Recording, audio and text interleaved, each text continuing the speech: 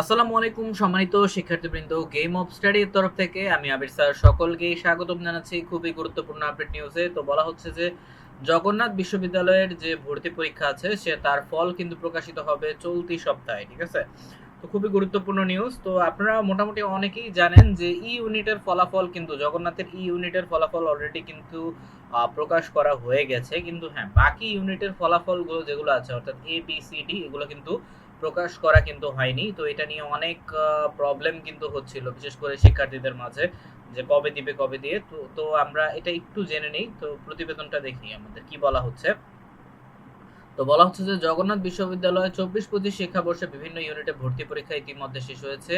ইউনিটের ফল প্রকাশিত হলেও বাকি রয়েছে অন্যান্য ইউনিটের। শিক্ষার্থীরা দ্রুত ফল প্রকাশের দাবি জানিয়েছেন।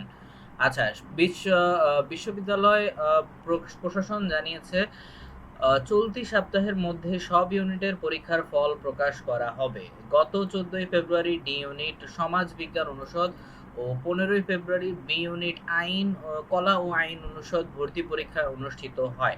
বিশ্ববিদ্যালয় প্রশাসন জানিয়েছেন দ্রুত ফল প্রকাশ করা হবে, কিন্তু 1 মাস পেরিয়ে গেলেও শিক্ষার্থীরা এখনো অপেক্ষায়। এছাড়াও 22 ফেব্রুয়ারি অনুষ্ঠিত হয় এ ইউনিটের পরীক্ষা, 28 ফেব্রুয়ারি সি ইউনিট, এবং অর্ধ মাস পার হয়ে গেল এখনো ফলাফল প্রকাশ করা হয়নি। তো যেটা অনেক অনেক গুরুত্বপূর্ণ বিষয়। তো ইনশাআল্লাহ বলা যেতে পারে যে এই চলতি সপ্তাহের মধ্যেই কিন্তু জগন্নাথ বিশ্ববিদ্যালয় কিন্তু তাদের ভর্তি পরীক্ষার যে ফলাফলটা আছে সেটা কিন্তু প্রকাশ করে দিবে ইনশাআল্লাহ।